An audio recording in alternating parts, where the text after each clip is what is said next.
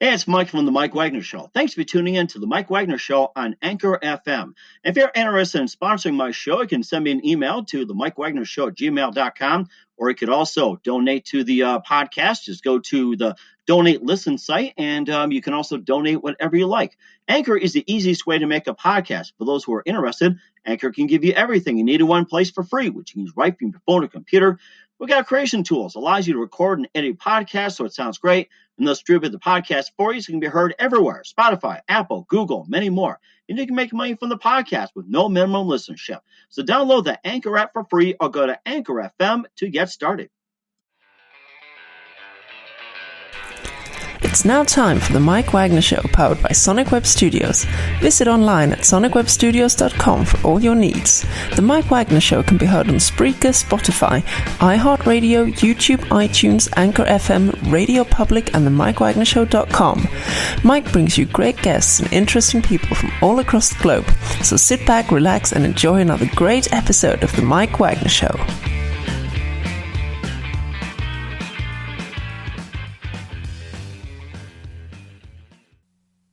Hey everybody, it's Mike from the Mike Wagner Show, powered by Sonic Web Studios. Visit online at sonicwebstudios.com for all your needs. Look on a professional website without breaking your budget. Sonic Web Studios is the answer. Sonic Web Studios offers fast, affordable custom web designs at below the competition rate. Call today at 1-800-303-3960. That's 1-800-303-3960. Or email to support@sonicwebstudios.com. Mention the Mike Wagner Show, get 10% off your first order. Sonic Web Studios, take your image to the next level. Also, the Mike Wagner Show can be heard on the MikeWagnerShow.com. You can check our Facebook page at facebook.com/the Mike Wagner Show. You can download and listen on Facebook, SoundCloud, Spreaker, Spotify, and iHeartRadio. Also on Anchor FM, Radio Public, iTunes, Google Play, Apple, Deezer, Stitcher, and more. Take the Mike Wagner Show on any mobile device. Subscribe to the Mike Wagner Show on the YouTube channel. Also follow the Mike Wagner Show on Instagram and Twitter today. We're here with a wonderful author who first grew up in Chicago, then went to Ohio University in Athens, and later went back to Chicago with her husband and back to Athens, and now in Columbus, Ohio, just trekking back and forth. She's a freelance writer. She has 3 books out called Meet Maddie, the Columbus Food Truck Cookbook, and the Best Trailer Food Diaries, and she's a contributor to Food Crave in the Columbus Monthly, and she's into writing and cooking. She's very passionate about what she does, and once you get to know her, you'll be hungry for more. And talking about food, I'm feeling hungry already. So live, ladies and gentlemen, from beautiful Columbus, Ohio, in the center of Ohio as well, too, the Buckeye State. Ladies and gentlemen, freelance writer, and I like to have her as my cook, Renee Casteel Cook. Author Renee, good morning, good afternoon, good evening. Thanks for joining us today. Thanks, Mike. I appreciate you having me. Hey, no problem. So you're a Chicago native. You did first discover Ohio on a college visit. You fell in love with the college town of Athens. You was your future husband, Jim, while at Ohio University. You convinced him to go back to the Windy City along with a bunch of friends, and then you had a successful career in advertising. You worked for Leo Burnett, Draft FCB, Wonderman, and many more. You went back to Ohio in 2014, now living in Columbus. You have a passion for writing. You're a freelance writer for the Columbus Monthly. You also have some books called Meet Maddie, Columbus Food Truck Cookbook, and the Best of Trailer Food Diaries, and more. And before we get into all that, tell us how you got your writing career started. That's quite the intro. Thank you for all that. It was a little bit of serendipity, I would have to say. So in 2014, as you said, coming on 6 years here, my husband and I relocated after a decade post-college in Chicago. We came back to his hometown of Columbus, Ohio, and we took a trip, actually right before we were going to move. We went down to Austin, Texas for our anniversary. And while we were in Austin, we had determined, we traveled quite a bit before we had children, especially, so during that decade, and we had decided to stop collecting souvenirs or tchotchkes, if you will. We instead began to pick up cookbooks.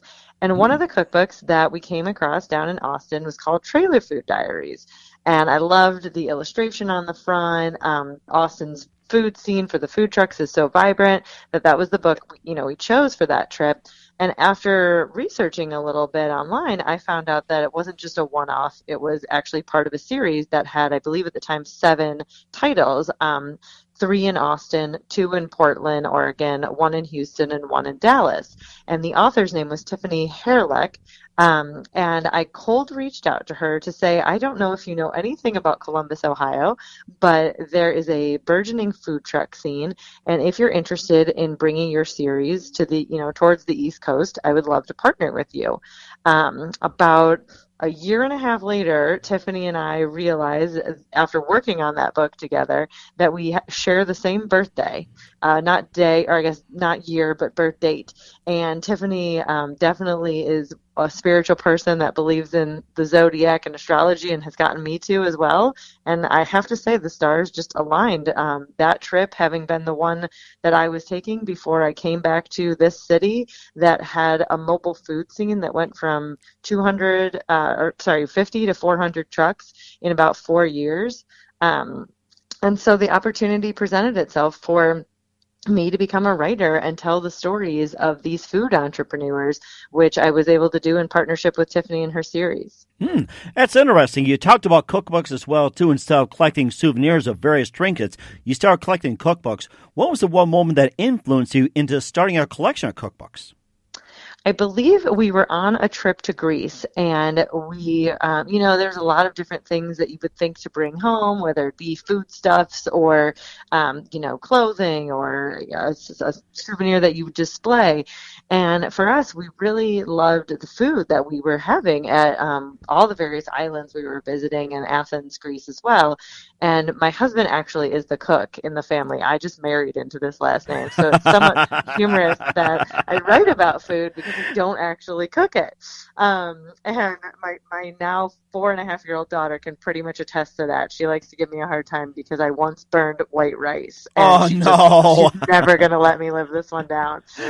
If you ask her who cooks in the family, it's definitely, if you want mommy to make a sandwich, that's okay. But if you want any kind of hot food, you probably should go ask daddy. And so we were in Greece, and we came across a Mediterranean, sort of like a Mediterranean diet kind of lifestyle cookbook. And my husband was like, well, why don't we bring this home? I can recreate some of these dishes that we've had here, and we can not only relive the trip ourselves, but we can share it with our friends and family, because we like to entertain, we like to cook for other people. And I should say, I like to plan the menu, and he likes to do the execution. So it's a good partnership in that regard. It sounds like a really good partnership. And what was your favorite dish in Greece? So there is a recipe that we still create. We had so much great food while we were there, different meats like lamb, different cheeses, of course, the local honey. But there's one dish from that cookbook that we have on a good rotation that our daughter now eats as well. And it's a meatball dish. And you can use ground beef if you want, but they tend to use a mix of lamb, maybe some veal, whatever you might have. You could use ground pork if you wanted to. And then it has a red, like a tomato-based sauce, but it's a pretty thin, not like a thick barbecue or anything like that. And I think what really makes it stand out from a meatball dish that I might have had prior to that is it also has a yogurt-based sauce that you then put over the top. And it then incorporates some of the Greek spices like oregano, and I believe there's a little bit of cumin. And it's just, a different spin on kind of what we grew up with as an American maybe idea or an Italian idea of, a meatball that might have breadcrumbs and parsley and things like that. So that was one that we started making from day one that we got home from that trip, and it's been 7 or 8 years. Wow. And what about some of the other dishes you guys still make? Yeah. So there are a couple of breakfast items from that particular book that I actually, so if I do anything, I'm probably the one that bakes. So there's some, breads that we've done a couple of times, and then there are some seafood dishes. So when you're, out on the islands, obviously their fish is very fresh, and kind of a spin on maybe what we would consider a bouillabaisse or a seafood stew. But again, with more of the Greek leaning spices, those kind of come to mind as top of mind from that cookbook. That is amazing as well, too. And we'll talk about some of the other food trucks as well, too. You listen to The Mike Wagner Show at themikewagnershow.com, powered by Sonic Web Studios. Visit online at sonicwebstudios.com for all your needs. Look at a professional website without breaking your budget. Sonic Web Studios is the answer. Sonic Web Studios offers fast, affordable custom web designs that blow the competition away. Call today at 1-800-303-3960. That's 1-800-303-3960. Or email to support@sonicwebstudios.com. Mention the Mike Wagner Show. Get 10% off your first order. Sonic Web Studios. Take your image to the next level. Also, the Mike Wagner Show can be heard on the MikeWagnerShow.com. You can check our Facebook page at facebook.com/The Mike Wagner Show. You can download and listen on Facebook, SoundCloud, Spreaker, Spotify, and iHeartRadio. Also on Anchor FM, Radio Public, iTunes, Google Play, Apple, and more. Take the Mike Wagner Show with you on any mobile device. Subscribe to the Mike Wagner Show on the YouTube channel. Also follow the Mike Wagner Show on Instagram and Twitter today. We're here with author Renee Casteel Cook, freelance writer for the Columbus Monthly in the Food Crave section. She also has books called Meet Maddie, Columbus Food Truck Cookbook, Best of Trailer Food Diaries, and going from Greece, collecting cookbooks and coming to America. And also just tell us about some of the Austin dishes that you really enjoyed and some of the other dishes along the way. Yeah, well, definitely some Austin favorites that are featured in the Best Trailer Food Diaries are Gordo's, which is, I think a lot of folks know about this one, but they kind of made their name by serving unique donut combinations. So things you wouldn't necessarily expect to have, like a donut sandwich. Now you're seeing donut burgers a lot of places. Donut burgers. But Gordo's was, one of the originators of the idea, and they even have brick and mortar restaurants now. And then the peach tortilla is one of my favorite Austin stops. Actually, I was just in Austin about a month ago, and there's now a peach tortilla in the airport. So even if you can't get to the truck or one of the restaurants, and they have an event space, they've really grown. And that's what I loved about kind of partnering with Tiffany, because I learned so much about the origins of food trucks being kind of mecca in Austin as well as Portland, and how these small business owners really were aspiring to have maybe a brick and mortar restaurant or some type of more traditional business, but the cost of entry is typically pretty prohibitive. And so food trucks were a means to allow people to share their cuisine and their point of view. And a lot of times it's their family history, what the food they're cooking.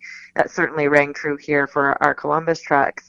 And so what the Best of Trailer Food Diaries was able to do was take all 5 cities that had been represented through the series and showcase a group of those trucks. It's all new recipes, so nothing was repeated. Even though you'll see the same truck, they provided new recipes for the best of. And so that was really exciting to also be able to kind of give updates about how has their story evolved over time. A lot of people think that the business can be really fickle, and a lot of times people have a truck they love and then it'll just close up suddenly. And that is true with any kind of small business, frankly, whether it's food-based or not.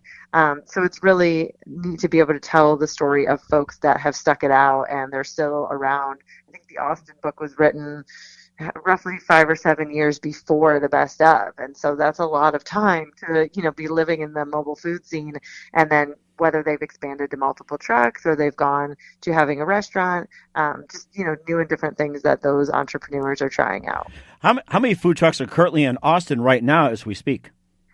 I believe it's over 2,000. Wow, food truck scene is incredibly well established, incredibly diverse.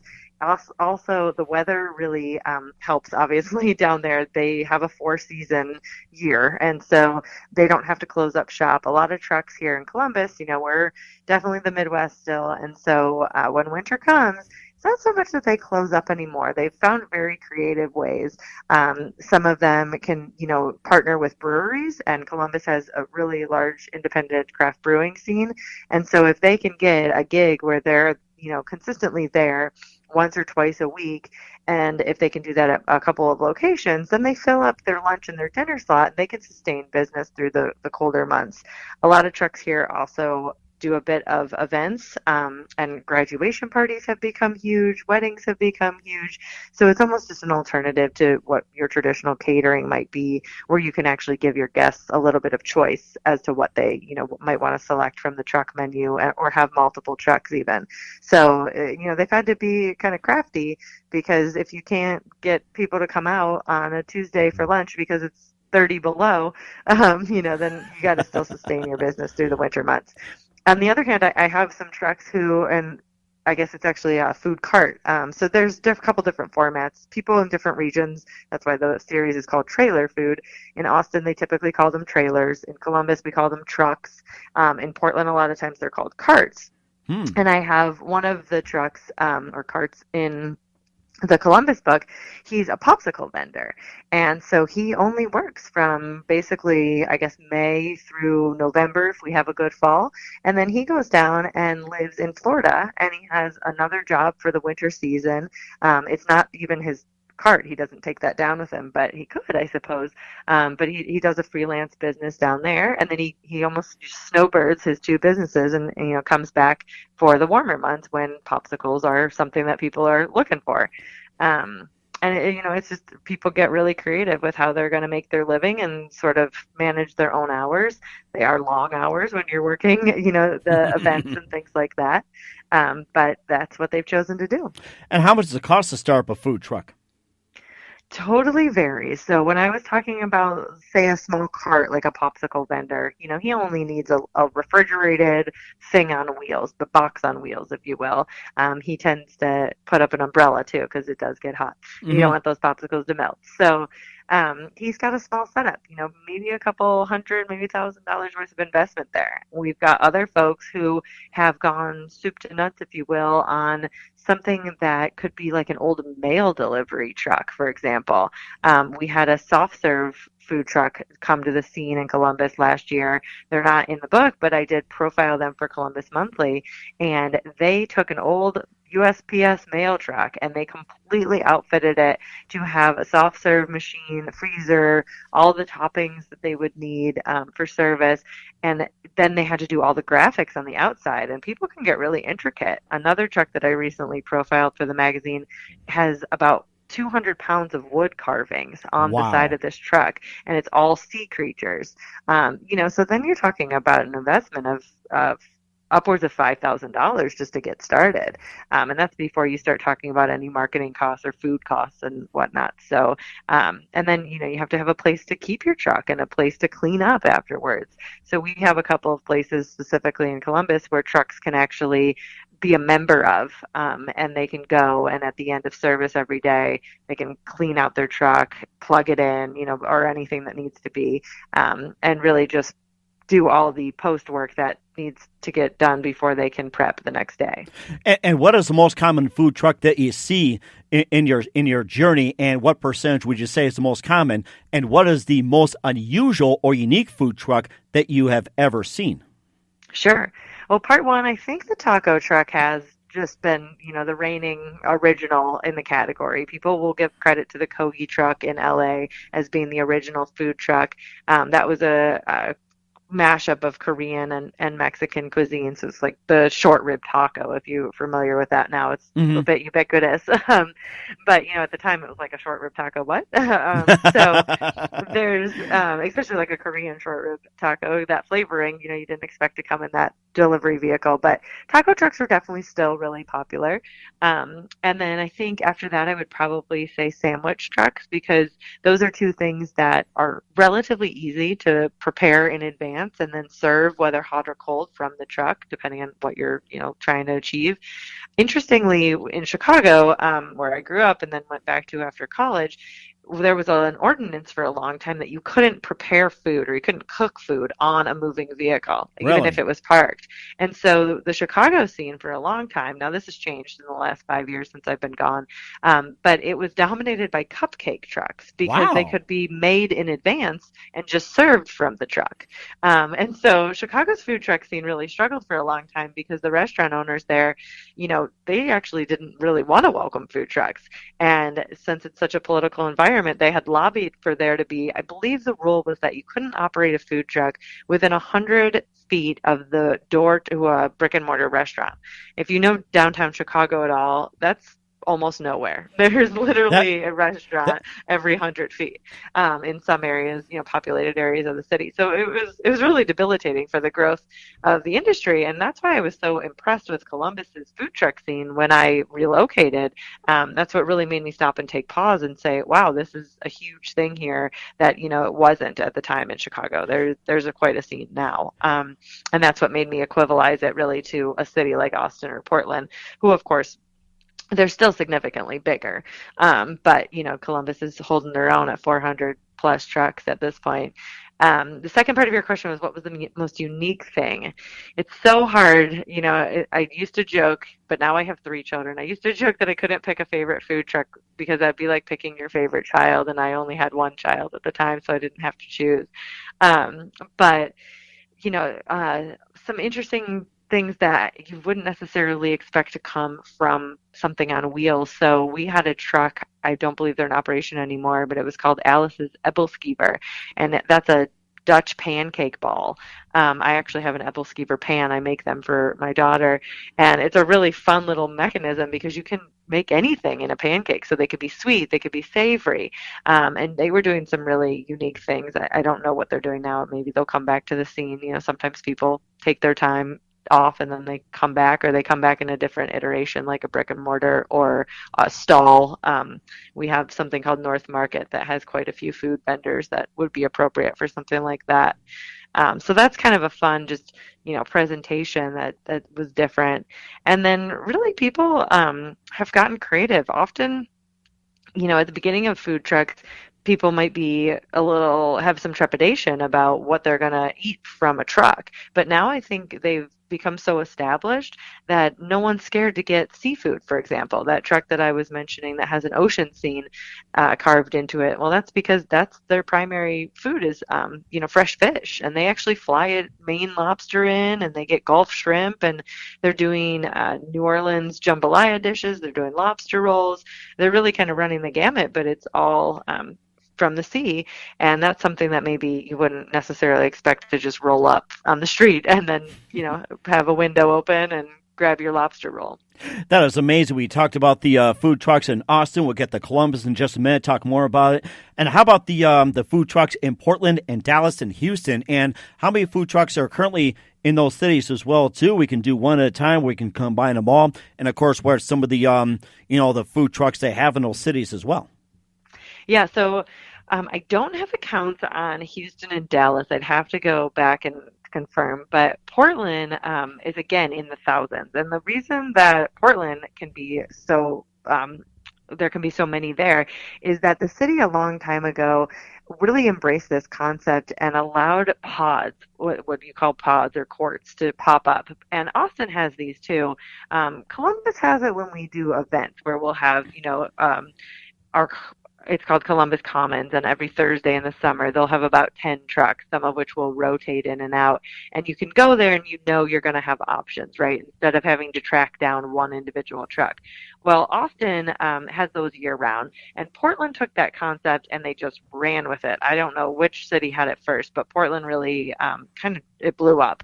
And they have pods that have up to 50 food trucks at any one time, and they're relatively permanent, so that you're going to go to the corner of X and Y street. I'm not going to throw out my Portland geography because it'll be terrible. And you can literally, it's the length of a city block, and there are 10 trucks going one way and 20 going the long way, and then same on the opposite two ends of the street.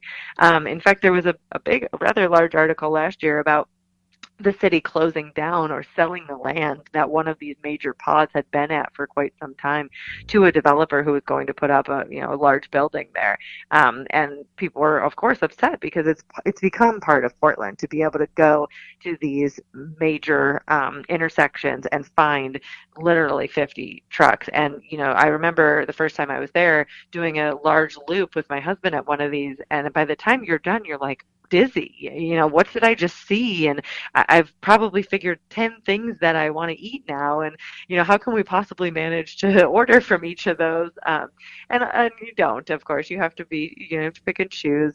It's great for the people that work down there because they have a different option for lunch every single day. But when you're only in town for a couple of days, you've got to really get choosy. So we did our best. I think we had some ethnic food there, and Portland is well known for some of those different Asian dishes, noodle dishes, and things like that. So that was a really fun experience to just see that many trucks in one place at one time. I don't think I've seen that aside from Columbus has an annual food truck festival in August, and it pulls trucks actually from the region. So not just Ohio, not just Columbus, larger greater Ohio, as well as I think there were trucks last year from Virginia, West Virginia, as far as St. Louis, drove their truck all the way. And Wow. At that point, I believe they had about 75 or 80 trucks last summer. So, but that's a one-off for a weekend. And Portland, you're talking about having 20 to 40 trucks in one place all the time, which is pretty cool. Which food truck was your favorite in Portland, or a few of them? Oh, you're gonna have me name names now. Well, we can do the food. How's that? Yeah, well, I definitely recall one of the noodle dishes that I had. It was almost like a long noodle, like a Chinese long noodle, longevity noodle maybe, in a broth. And, you're kind of surprised to find a soup sort of dish coming out of a truck like that. But Portland can be damp and cold, and it's not as bad as I think they tell you because they don't want people to continue to move to Portland. Right. They've got all the tourists, it's like Seattle and Portland. They got all the tourists convinced that it's terrible weather, and it's really not, of course. But it was a little chillier when we visited, and so I remember sitting on the corner of the street, basically, just, on the curb, and there were a bunch of people just lined up, people in business suits, college students. Really, you feel the whole melting pot idea. And I remember sitting there kind of slurping these noodles with this really intense broth, almost like a bone broth before that got trendy, with these little mushrooms in it that I'd never seen before, maybe an enoki mushroom. Again, now a little bit more popular, but this was quite some time ago. So, it's dishes like those that they stay with you and they almost become like a hallmark of your travel. It's that and voodoo donuts that I remember from being in Portland, and everybody's seen that little voodoo donut guy, but the food truck scene, it just has a really wide diversity. I also remember a really big sandwich, a place that, I forget the actual name, but it was a steamed sandwich. And I've had things like that here in Ohio. There's a lot of steamed bagels that go on, but this was almost like a New Orleans muffletta style, and just different people's take on what you would think of as just grabbing a sandwich for lunch, but something that really stands out that you kind of remember. And if you tried to go back, I don't know if you'd be able to find it again, but that's what kind of makes it fun. It sounds like a lot of fun. We'll talk more about the Columbus Food Truck Cookbook. You listen to The Mike Wagner Show at themikewagnershow.com, powered by Sonic Web Studios. Visit online at sonicwebstudios.com for all your needs. Look at a professional website without breaking our budget. Sonic Web Studios is the answer. Sonic Web Studios offers fast, affordable custom web designs at below the competition way. Call today at 1-800-303-3960. That's 1-800-303-3960. Or email to support@sonicwebstudios.com.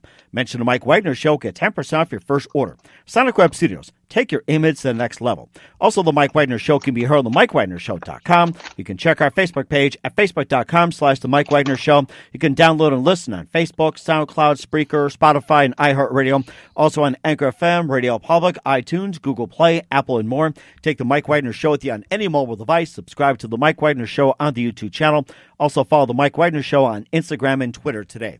We're here with author Renee Casteel Cook, freelance writer for the Columbus Monthly in the Food Crave section. We talked about the Best of Trailer Food Diaries, just going from Austin, Dallas, Houston, Portland, Columbus. And speaking of Columbus, you also got the Columbus Food Truck Cookbook, which somehow kicked things off. And, I mean, every food truck in Columbus just has a story, from the Godfather of the local scene to opening up Chahal and wowing the crowd with some Jewish comfort food and many more. And just tell us about some of the things in the Columbus food truck. Yeah, thank you.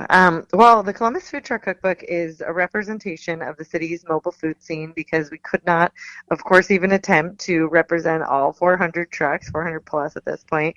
But I think we did a really good job, made a concerted effort of showing the diversity of the scene. And so, you've got some trucks that are very tried and true to Midwest soup and sandwich places. You've got pierogi truck, which is one of my favorites. I've actually been on TV with the folks from Sophie's Gourmet Pierogi. They're doing something that their grandma started, and pierogi are traditionally Polish, I believe, Eastern European, and that's their family heritage, and that's common in certainly in Northwest Ohio. And then you've got someone like Hala, Katie Randazzo, who now actually owns I think I'll call it a fine dining restaurant here in town as well. She wouldn't call it that because she probably would think that's a little too upscale, but it is called Ambrose and Eve, and it's named after her grandparents, actually. Her partner, Chef Matthew Higgins, was also a former food truck chef, and the two of them together kind of took what they had done, in the start of their career, both in brick and mortar kitchens as well as on their trucks, and decided to open a restaurant together, and it's had great success based on knowing kind of what her customers were looking for on that end of things. They still actually have a truck called Preston's Burgers, and so they're doing something a little different at their restaurant than they're doing next door with their food truck, and their food truck travels as well. But it's really interesting to me to see these small business owners. The tagline of the series, Trailer Food Diaries, is serving up the American dream one plate at a time. And I'm not taking any credit for that. That is all my co-author, Tiffany, and who is also my publisher on The Best of Trailer Food Diaries. And, I love the sentiment that she captured in that, because all of these folks are, they're coming from the heart with this. Otherwise, they wouldn't be doing it. It is not an easy business. In fact, we have a whole chapter in all of the books about tips from the food truck owners, and about whether or not, if you want to start your own food truck, what recommendations would they give someone. And I would say 60% of them just said don't. And of course they joked, and it was tongue in cheek, and they said, okay, now I'll give you the serious ones. But it's a hard business. You're moving your entire operation every single day in a lot of cases. And even if you find a place where you can have a bit more permanent home, your audience isn't always permanent. Say you're partnered up with a brewery, it's going to depend on whether people want to drink that beer that day, or who they've got with them. And, maybe they don't want to be at a brewery. So it really does vary. But I think for me, interviewing all of these chefs and business owners and hearing about why they decided to go out on their own, a lot of them are cooks, and so they knew their food was strong, but there's a lot more that goes into operating a food truck. At the end of the day, you have to be a mechanic and a marketing person, and then, of course, you produce the food that is at your quality, your level of quality, and to kind of get across your point of view of why you're offering is unique. And so it's a formidable challenge, and all of them really rise to it. We've got Jamie Anderson also on the cover of the Columbus Food Truck Cookbook. He's the owner of Ray Ray's Hog Pit, and actually, just as of I think last week, he was nominated for a James Beard Award, which is a really outstanding thing for the city of Columbus to kind of be recognized in that forum among the food, the larger food scene nationally. That is amazing. What is your personal favorite? Oh, I've already said I just can't choose. No, my usual response on that is that it just depends on, say, the time of day, the day of the week, the mood I'm in, the weather. You never eat the same thing, or at least I tend not to. Day in and day out. And so that's what I love about being able to even go somewhere weekly like our Columbus Commons, but have 10 trucks and be able to not just try a different dish from maybe a truck that you've been to before, but a different truck entirely.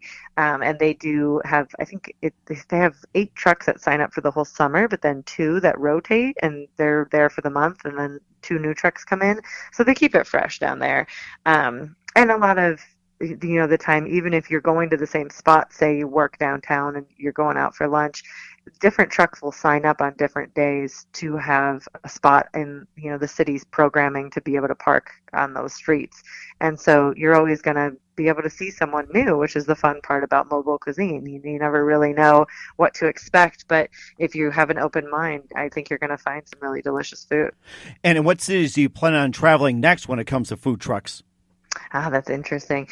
So I would love to write about Hawaii. There is a great scene in a lot of the different islands there. And then Tiffany actually had done a lot of the research for, I believe it was San Francisco. And just that book never came to fruition. So I know those are top of mind for both of us. Doesn't hurt that both of those are fantastic places, to visit. And then, to be honest, I'd love to get back to Chicago and mark about how the scene has changed since I left, and just kind of tell the story of when they finally opened things up a bit, how Chicago chefs, were just primed and ready to take advantage of the opportunities that now exist to be able to actually cook food on a truck and move around the city and do that. And don't forget the Chicago pizza. Of course. Don't get me started, because, every Chicagoan has their own favorite deep dish. That's right. We'll talk more about that off the air. And, of course, we'll talk about another book as well, too, that also gets into cooking. Listen to The Mike Wagner Show at themikewagnershow.com, powered by Sonic Web Studios. Visit online at sonicwebstudios.com for all your needs. Look at a professional website without breaking your budget. Sonic Web Studios is the answer. Sonic Web Studios offers fast, affordable custom web designs that blow the competition away. Call today at 1-800-303-3960. That's 1-800-303-3960. Or email to support@sonicwebstudios.com. Mention the Mike Wagner Show. Get 10% off your first order. Sonic Web Studios. Take your image to the next level. Also, the Mike Wagner Show can be heard on the MikeWagnerShow.com. You can check our Facebook page at Facebook.com/The Mike Wagner Show. You can download and listen on Facebook, SoundCloud, Spreaker, Spotify, and iHeartRadio. Also on Anchor FM, Radio Public, iTunes, Google Play, Apple, and more. Take the Mike Wagner Show with you on any mobile device. Subscribe to the Mike Wagner Show on the YouTube channel. Also follow the Mike Wagner Show on Instagram and Twitter today. We're here with author Renee Casteel Cook, freelance writer, also contributor to Food Crave and Columbus Monthly, and we talked about the two books, Columbus Food Truck Cookbook and The Best of Trailer Food Diaries. You can find those on Amazon. Also, a third book that came out too as well, too, called Meet Maddie, and just tell us about the book. And first of all, who's Maddie? So Maddie's a monkey. She's a very fashionable young monkey, and the reason she came about was, while researching the Columbus Food Truck Cookbook, I was incubating my now 4.5-year-old daughter, who became my co-taste tester, if you will, while she was in the womb. And we hope she has a good palate because of it. But after, going through the process of writing that first book, and then she was alive, she was actually 6 months old when the first book came out. So she helped me promote it. I've even got a video of her, I think 2 years old, sitting at a summer event saying, "Buy Molly's book." So she's, a marketer from birth. And her cuteness definitely brought in some extra sales that night. So we thank her for that. But she also, of course, was around when I was writing The Best of Trailer Food Diaries. And she was really curious at that point about the process that I was writing a book. She knows what books are. We read tons of books for her, but she didn't know that I could just write a book. And so I decided to write a children's book for her. I had the opportunity to independently publish that through Tiffany's publishing company. And just, it was almost just a little passion project, a labor of love. So that actually came out on my daughter's 3rd birthday. And we used all the same outlets that had been kind enough to carry the other 2 books. That made sense. If they were specifically a food outlet, then they probably weren't going to carry a children's book. But aside from that, we've had events at Barnes & Noble. We actually did a little book tour for Maddie through Ohio, Michigan, and Indiana. And then we've had bookstores in Texas carry us. And of course here, as well as Amazon carries Meet Maddie as well. So it's been a fun thing to see, happen. She, of course, loves it. Other little kids that I've read it to have enjoyed it.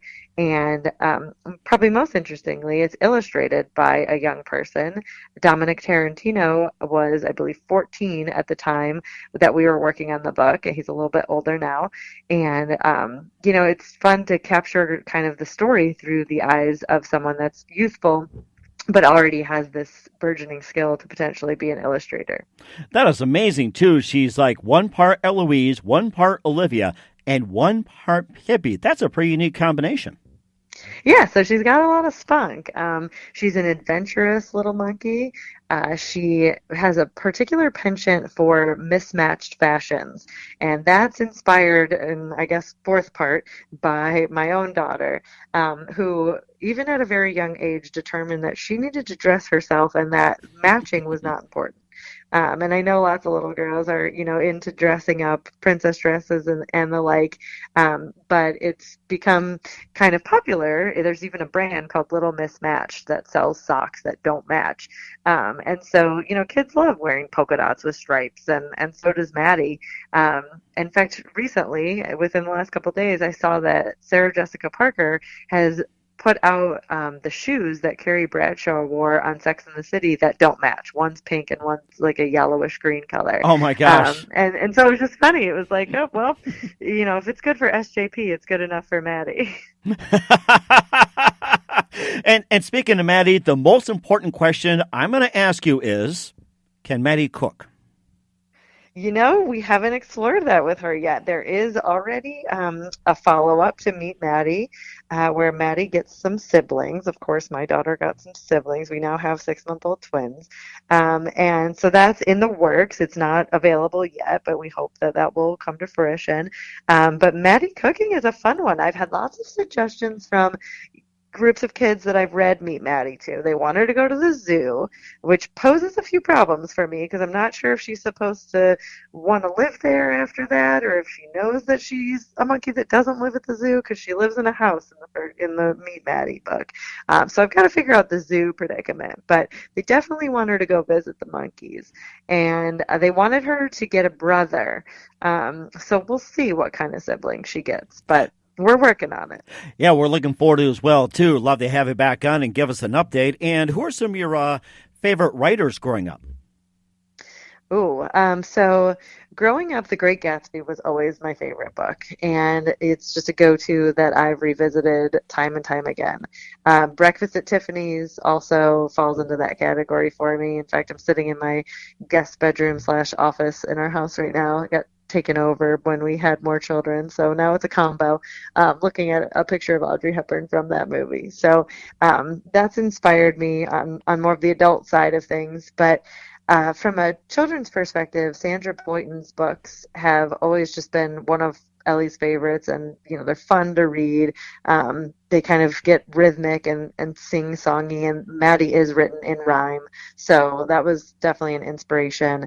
And then there's a series called, I guess it started off with "I Love You, Stinky Face," and it's isn't that great? And she's got "Good Night, Stinky Face" and "Merry Christmas, Stinky Face," and it goes on and on. Her name is Lisa McCourt. So those are the two that really inspire me on the children's side of things.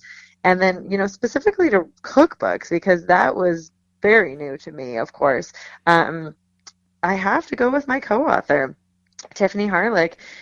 She had done this 7 times. She had a model and a system that was foolproof, honestly, and I just plugged in and executed it.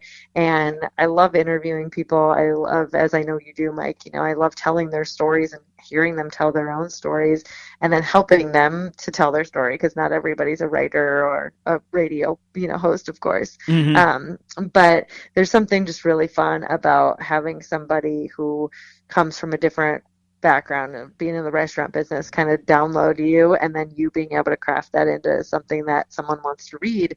And both books and all of the Trailer Food Diary series are great whether you cook or not, because yes, the recipes are fantastic and stand on their own, but the stories are so compelling that even if you were just going to pick it up to read it, there's a lot of value in that. And I've even had people take both books and travel with them. So, if you come to Columbus, go around and use it as your guide. These chefs will not only sign your book if you want them to, and there's not a huge long line, but they always want to, chat with their customers and see if you really came all the way to visit, just to try their food, it's always going to taste better at the truck. I mean, we didn't tell them they had to tell us every single secret ingredient. So maybe they left something out, but in the end, it always tastes better when someone else makes it for you anyway. So we highly suggest using the books as tour guides. And of course, I'm very hungry right now as you speak. You got some great stories to tell. I'm ready to go to Columbus right now after getting done with you. I got my visa, I got checkbook, and I'm just ready to go get some food.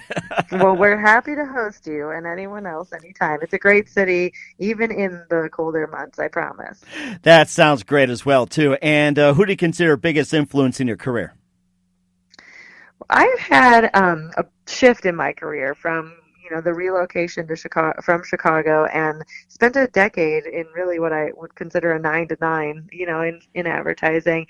Loved almost every minute of it. No one in advertising will tell you every minute of it's as glamorous as people think it is. It's not all Don Draper. But it was fun, and it was the right time of my life to do that. But when we relocated, mainly for my husband's work and a bit of family as well, I was able to take the opportunity to really step back from that and see, hey, what would I do if I could do anything? And writing really has always just been something I've done. It not necessarily anything I thought I would do professionally. I have a marketing degree, not an English major, and that kind of thing. And I was always on the account side in advertising. I wasn't even a creative necessarily assigned person. So my husband really offering me the opportunity to take a step back and try this, and if it goes somewhere, cool. If it doesn't go anywhere further, I have 3 books, that are registered with the Library of Congress. You can find them on bookshelves. You can go on Amazon and Google, put my name in, and my writing comes up. So that's been really rewarding. And at the same time, being able to start and raise a young family, they go pretty well together, because I can do this a little bit. I don't want to call it on the side, because it's definitely a full-time investment for me, but I can work the schedule around what the needs are of my kids. So yeah, I'm going to give credit to my husband, who again also feeds us. So I should probably give him even more credit, for inspiring me to kind of pursue this dream and see where it might take us. And have you cooked dinner at the same time? So we do cook together, I would say once a week, and it's not because we always have tacos, but if we have tacos, I make the tortillas. We've made our own tortillas for some time now. It's so easy. Like, people are like, really? You don't just buy tortillas? No, I mean, it's a bag of masa, the water that comes out of your faucet, and a tortilla press you can buy on Amazon for like $20. And they're so much better. And actually now I've got the 4.5-year-old on tortilla duty too. So that's pretty fun. So I have jobs, if you will. It's almost as if I'm one of the children in the kitchen. But aside from that, I don't know if I've actually cooked a full-blown meal to serve him myself. I'd be hard pressed on that one. I'll probably just call one of my chef buddies and see what I can pick up. Sounds like you should run the food truck from your kitchen or something, or from your home. Yeah, people have joked a lot that he should open something. And for him, I turned a hobby of writing into a bit of a career, but for him, that's still definitely a hobby. And he's like, if I ever try to make money cooking, I'm not sure if it would be as fun anymore. So he's going to heed the advice of most of our chefs in the book here and just probably stay with his day job, which is selling wine. So it kind of goes hand in hand. Wow. And it's also not as glamorous as it sounds all the time, just like advertising, but it's still pretty good. Mm-hmm. I can go for some wine right now. And of course, your kids can always sell lemonade, and they have the option of a food truck or not selling lemonade.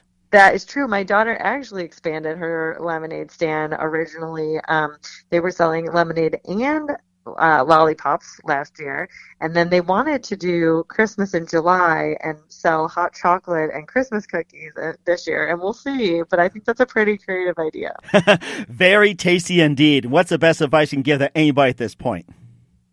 I think don't sell yourself short. Whether you are in the food business and you want to go out on your own, or you're working a 9 to 5 and you want to pursue something that's a little less traditional, give it a whirl. Have a backup plan, have a bit of savings, hopefully, and have a network that supports you, whether it's family or friends, mentors, but never say never. I don't know where writing is going to continue to take me, but that's part of the fun of it. And I have loved every person that I've met along the way, writing all of these books, as well as being involved in organizations for aspiring writers. Like, I belong to the Society of Children's Book Writers and Illustrators now, and I have a fantastic writing partner who, on the kids side, who strangely is also named Tiffany. So, my other advice would be, don't ignore the signs. The universe is speaking to you in a lot of ways. Mm-hmm. And just go for it. Don't ignore the signs. I love it. I'll keep that in mind. Once again, author Renee Casteel Cook, freelance writer, contributor of Food Crave and Columbus Monthly, here on the Mike Wagner Show, author of Meet Maddie, Columbus Food Truck Cookbook, Best of Trailer Food Diaries, and once again, tell us about your upcoming projects, what's your website, how do people contact you, and where can people purchase your books? Awesome. Thanks so much. Yeah, so upcoming projects, we're hoping to continue meeting Maddie with some follow-ups on her side. And in the meantime, I am still a contributor for Columbus Monthly Magazine and the Dispatch family here in Columbus. You can always find me at reneecasteelcook.com. You can find the books there as well, or you can go directly to what we used to joke is the world's longest but easiest URL, which is the columbusfoodtruckcookbook.com. That'll redirect you over to the Trailer Food Diaries site, where you can also find all of Tiffany's other books, as well as the Best Trailer Food Diaries cookbook. And, of course, last but not least, the great sales engine that is Amazon carries all 3 books, as well as my author page. And so you can quickly find any and all of it there. Fantastic. Renee, I'd like to thank you very much for your time. You've been fantastic. A lot of great stories, by the way, and you're making me hungry. I'm going to a food truck right now. Looking forward to having it again soon. And do us a favor, keep us up to date. We'd love to have you back on in 2020 and hopefully make us more hungry. Will do, Mike. Well, enjoy your meal. Thanks for listening to the Mike Wagner Show, powered by Sonic Web Studios. Visit online at sonicwebstudios.com for all your needs. The Mike Wagner Show can be heard on Spreaker, Spotify, iHeartRadio, iTunes, YouTube, Anchor FM, Radio Public, and themikewagnershow.com. Please support our program with your donations at themikewagnershow.com. Join us again next time for another great episode of The Mike Wagner Show.